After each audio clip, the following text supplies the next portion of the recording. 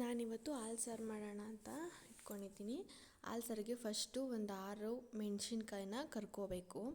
ಸ್ವಲ್ಪ ಕಪ್ಪು ಬರಬೇಕು, ಅಂದರೆ ಕೆಂಪಾಳ ಅಂತಾರಲ್ವ ಆ ರೀತಿ ಕೆಂಪಾಳ ಹುರ್ಕೊಬೇಕು. ಮೆಣಸಿನ್ಕಾಯಿನ ಒಂದು 6 ಮೆಣಸಿನ್ಕಾಯಿ ತೊಗೊಂಡಿದ್ದೀನಿ ನಾನು. ಖಾರಕ್ಕೆ ಎಷ್ಟು ಬೇಕೋ ಅಷ್ಟು ಮೆಣಸಿನ್ಕಾಯಿ, ಇದು ಸ್ವಲ್ಪ ಖಾರ ಇದೆ ಅದಕ್ಕೆ ಸ್ವಲ್ಪ ಕಮ್ಮಿನೇ ತೊಗೊಂಡಿದ್ದೀನಿ ನಾನು ಮೆಣಸಿನ್ಕಾಯಿನ. ನಾವು 3 ಜನಕ್ಕೆ ಅಷ್ಟೇ ಮಾಡ್ತಾಯಿರೋದು. ನೋಡಿ, ಈ ಥರ ಕಪ್ಪಾಗಬೇಕು.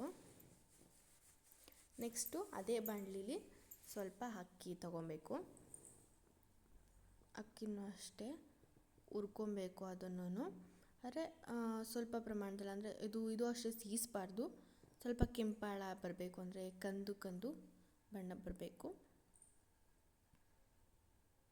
ತೀರಾ ಕಂದು ಬಣ್ಣ ಬರೋ ಹಂಗೂ ಉರಿಬಾರ್ದು. ಸ್ವಲ್ಪ ಪ್ರಮಾಣದಲ್ಲಿ, ಅಂದರೆ ಕೆಂಪಾಳ ಅಂತಾರಲ್ವ, ಇದನ್ನು ಕೂಡ ಹಾಗೆ ಕೆಂಪಾಳ ನೋಡಿ ಈ ರೀತಿ ಹುರ್ಕೊಬೇಕು. ಈಗ ನಾನು ಇದನ್ನೆಲ್ಲ ಮಿಕ್ಸರ್ ಜಾರ್ಗೆ ಹಾಕೋತಾ ಇದ್ದೀನಿ. ನೆಕ್ಸ್ಟು ಇದಕ್ಕೆ ಸ್ವಲ್ಪ ತೆಂಗಿನಕಾಯಿನ ಹಾಕೋಬೇಕು. ಜಾಸ್ತಿ ಹಾಕೋಬಾರ್ದು. ನಾವು ಅಕ್ಕಿ ಹಾಕಿರ್ತೀವಲ್ವ, ಸಾರು ಗಟ್ಟಿ ಬಂದುಬಿಡುತ್ತೆ. ಅದಕ್ಕೆ ಸ್ವಲ್ಪ ತೆಂಗಿನಕಾಯಿ ತೊಗೊಬೇಕು. ನೆಕ್ಸ್ಟು ಕಾಳುಮೆಣಸು ಒಂದು 4. ಕಾಳುಮೆಣಸು ಅಂದರೆ ಮೆಣಸಿನ್ಕಾಯಿ ಖಾರ ಇರುತ್ತಲ್ವ, ಅದನ್ನ ನೋಡಿ ಅದ್ರ ಮೇಲೆ ಸ್ವಲ್ಪ ಮೆಣಸಿನ್ಕಾಯಿನ ಕಮ್ಮಿನೇ ತೊಗೋಬೇಕು, ಮೆಣಸನ್ನ. ನೆಕ್ಸ್ಟು ಕೊತ್ತಂಬರಿ ಸೊಪ್ಪು, ಅದೇ ಥರ ಒಂದು ಸ್ವಲ್ಪ ಬೆಳ್ಳುಳ್ಳಿ, ಒಂದು ಸಣ್ಣ ಗೆಡ್ಡೆಯಷ್ಟು ಬೆಳ್ಳುಳ್ಳಿ ತೊಗೊಂಡಿದ್ದೀನಿ. ನೆಕ್ಸ್ಟ್ ಈ ಖಾರನ ರುಬ್ಬಬೇಕು, ನುಣ್ಣಗೆ ರುಬ್ಬಬೇಕು. ಅಂದರೆ ತೀರಾ ನುಣ್ಣಗೂ ಅಲ್ಲ, ಸುಮಾರು ಈ ಕಾಯಿ ನುಣ್ಣಗಾಗಬೇಕಲ್ವಾ. ಕಾಯಿ ಮತ್ತು ಅಕ್ಕಿ ಕಾಣ್ತಾ ಇರುತ್ತೆ ಮೇಲೆ ಸಣ್ಣ ಸಣ್ಣಗೆ ಕಾಣ್ತಿರುತ್ತೆ. ಸೊ ಅದಕ್ಕೆ ಸ್ವಲ್ಪ ನುಣ್ಣಗೆ ರುಬ್ಬಬೇಕು. ಅಷ್ಟು ನುಣ್ಣಗೂ ರುಬ್ಬಾರ್ದು, ಅಂದರೆ ಗಂಧ ರುಬ್ದಂಗೆ ರುಬ್ಬಾರ್ದು. ನಿಮ್ಗೆ ಗೊತ್ತಾಗುತ್ತೆ ಮಾಡಬೇಕಾದ್ರೆ. ಈಗ ನೆಕ್ಸ್ಟ್ ಇದಕ್ಕೆ ಒಗ್ಗರಣೆ ಹಾಕ್ತಾಯಿದ್ದೀನಿ. ಒಂದು ಸ್ವಲ್ಪ ಸಾಸಿವೆ ಹಾಕ್ಬಿಟ್ಟು ಒಂದು 2 ಚಮಚಷ್ಟು ಎಣ್ಣೆ ಹಾಕಿದ್ದೀನಿ. ಒಂದು 4 ಇಳಕು ಬೆಳ್ಳುಳ್ಳಿ, ಸ್ವಲ್ಪ ಕರಿಬೇವಿನ ಸೊಪ್ಪು ಹಾಕಿ ಒಗ್ಗರಣೆಗೆ ಹಾಕ್ತಾಯಿದ್ದೀನಿ. ಹಾಗೆ ಇವಾಗ ನಾವೆಲ್ಲ ರುಬ್ಬಿಟ್ಕೊಂಡಿರ್ತೀವಲ್ವ, ಅದನ್ನು ಹಾಕಿ ಇದನ್ನು ಹಸಿ ವಾಸನೆ ಹೋಗಬೇಕು. ಅಂದರೆ ನಾವು ತೆಂಗಿನಕಾಯಿ ಎಲ್ಲ ಹುರಿದಿಲ್ಲ ಅಲ್ವಾ, ತೆಂಗಿನಕಾಯ್ದೆಲ್ಲ ಹಸಿ ವಾಸನೆ ಹೋಗೋವರೆಗೂ ಫ್ರೈ ಮಾಡಬೇಕು. ಅಂದರೆ ಇವಾಗ ಅದು ತಳ ಹಿಡಿದ್ಬಿಡುತ್ತೆ, ಆಗ ತಿರುಗ್ತಾ ಇರಬೇಕು. ತಳ ಹಿಡಿದ್ರೂ ಕೂಡ ನಾವು ಆಮೇಲೆ ನೀರು ಹಾಲು ಹಾಕ್ತೀವಲ್ವ, ತಳ ಬಿಟ್ಬಿಡುತ್ತೆ. ಅದು ಸ್ವಲ್ಪ ಫ್ರೈ ಆಗೋ ಗಂಟ ಅಷ್ಟೇ. ಇದನ್ನ ನೀಟಾಗಿ ಹಸಿ ವಾಸನೆ ಹೋಗೋವರೆಗೂ ಚೆನ್ನಾಗಿ ಫ್ರೈ ಮಾಡ್ಕೋಬೇಕು.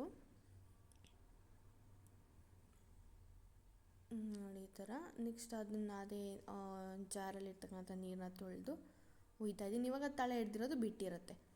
ಈ ಥರ ಗಟ್ಟಿ ಆಗುತ್ತೆ, ಇನ್ನೂ ಗಟ್ಟಿ ಆಗುತ್ತದೆ. ನಾನು ನೀರು ಹಾಕ್ತಾಯಿದ್ರು ಕೂಡ ಅದು ಗಟ್ಟಿ ಬರುತ್ತೆ. ಯಾಕಂದರೆ ತೆಂಗಿನಕಾಯಿ ಮತ್ತು ಅಕ್ಕಿ ಹಾಕಿದ್ದೀವಲ್ವ, ಸಾರು ಗಟ್ಟಿ ಬರ್ತಾ ಇರುತ್ತೆ. ಅದು ಕುದೀತಾ ಇದ್ದಂಗೆ ಗಟ್ಟಿ ಬರುತ್ತೆ. ನೀರು ಹಾಕಿ ಸ್ವಲ್ಪ ಮಳ್ಸಾದ್ಮೇಲೆ ಒಂದು ಗ್ಲಾಸಷ್ಟು, 1-1.5 ಗ್ಲಾಸಷ್ಟು ಹಾಲನ್ನು ಹಾಕಿದ್ದೀನಿ. ಟೀ ಕಪ್ಪಲ್ಲಿ 2 ಕಪ್ ಆಗುವಷ್ಟು. ಅಂದರೆ 3 ಜನಕ್ಕಲ್ವ, ಅಳತೆ ನೋಡ್ಕೊಂಡು ನಾನು ಎಷ್ಟು ಬೇಕೋ ಅಷ್ಟು ಹಾಕ್ಕೊಂಡಿದ್ದೀನಿ. ಅದಕ್ಕೆ ಸ್ವಲ್ಪ ಒಂದು 2-3 ಲೋಟದಷ್ಟು ನೀರು. ಇದು ಚೆನ್ನಾಗಿ ಕುದಿಬೇಕು. ಅಂದರೆ ಇವಾಗ ಅಷ್ಟು ನಾವು ಬೇಯಿಸೋ ಅಂತ ಅಗತ್ಯ ಏನು ಅಷ್ಟು ಇರೋದಿಲ್ಲ. ಸುಮಾರಾಗಿ ಒಂದು 5 ಮಿನಿಟ್ಸ್ ಚೆನ್ನಾಗಿ ಬೇಯಿಸಿದ್ರೆ ಸರಿ ಹೋಗುತ್ತೆ. ಅದೆಲ್ಲ ಮಸಾಲೆ ಎಲ್ಲ ಮೊದಲೇ ಫ್ರೈ ಮಾಡಿರ್ತೀವಲ್ವ, ಅದರಿಂದ ಇದನ್ನು ಜಾಸ್ತಿ ಕುದಿಸಿ ಮಳ್ಸೋ ಅಷ್ಟು ಅವಶ್ಯಕತೆ ಏನಿಲ್ಲ. 5-10 ಮಿನಿಟ್ಸ್ ಬೇಯಿಸಿದ್ರೆ ಆಗುತ್ತೆ. ಇವಾಗ ಇದಕ್ಕೇ ಒಂದು ರುಚಿಗೆ ಎಷ್ಟು ಬೇಕೋ ಅಷ್ಟು ಉಪ್ಪು ನಿಮ್ಗೆ ಎಷ್ಟು ಬೇಕೋ ರುಚಿಗೆ ನೋಡಿಕೊಂಡು ಉಪ್ಪನ್ನ ಹಾಕ್ಕೋಬೇಕು.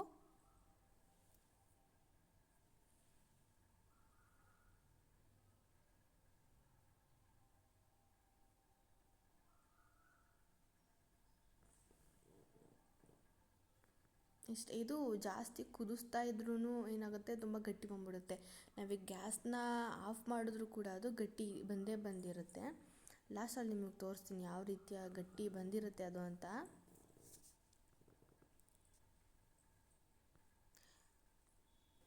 ಕೆಲವೊಬ್ಬರು ಮನೇಲಿ ಈ ಸಾಂಬಾರನ್ನ ತಿನ್ನಲ್ಲ. ಯಾಕೆಂದರೆ ನಮ್ಮ ಮನೆಯಲ್ಲೂ ಕೂಡ ನಮ್ಮ ಮಾವ ತಿನ್ನಲ್ಲ, ನಾವಿಬ್ಬರು ಮತ್ತು ನಮ್ಮ ಅತ್ತೆ ನಾವು ತಿಂತೀವಿ, ನಮ್ಮ ಅಪ್ಪ ಎಲ್ಲ ತಿಂತೀವಿ. ನಮ್ಮ ಮಾವ ಒಬ್ಬರು ತಿನ್ನಲ್ಲ, ಅಂದರೆ ಅವ್ರ ಕಡೆ ತಿನ್ನಲ್ವಂತೆ. ಒಬ್ಬೊಬ್ಬರು ಮನೇಲಿ ಹಾಲು ಸಾರನ್ನ ತಿನ್ನಲ್ಲ. ಈ ಥರ ಸಾಂಬಾರು ಮಾಡ್ತಾರೆ ಅಂತಲೇ ನಿಜವಾಗ್ಲೂ ಗೊತ್ತಿರಲ್ಲ. ಕೆಲವೊಂದು ಕಡೆ ನೋಡಿದ್ದೀನಿ ನಾನು, ನಮ್ಮ ಸಂಬಂಧದಲ್ಲೇ ನಾನು ನೋಡಿದ್ದೀನಿ ಹೇಳ್ತಿರ್ತಾರೆ ಅಂತ.